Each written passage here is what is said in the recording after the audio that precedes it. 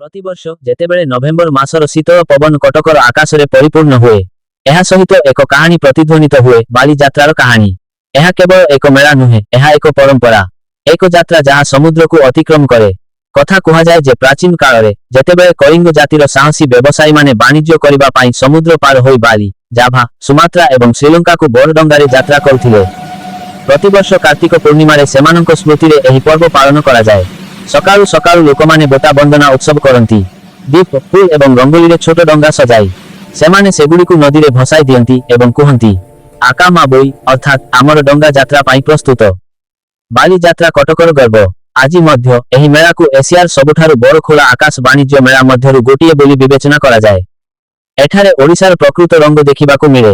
हस्तनिर्मित कारीगरी, पारंपरिक अलंकार, मिठा एवं खटा पिठा एवं मिठा एवं पिलामानंक पाई घोड़ा यात्रा, आलोक एवं आनंदर एक पर्व। राति हेले महानदी कूଳରେ हजार हजार आलोक झलसुथाए एवं एपरी अनुभव हुए जेपरी एक समग्र इतिहास पुनर्बार जीवंत होइगला।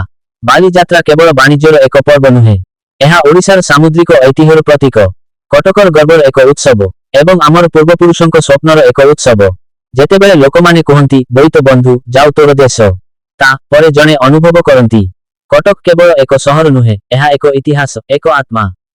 बाली यात्रा जेउठारे परंपरा समुद्र सहित मिसी थाए।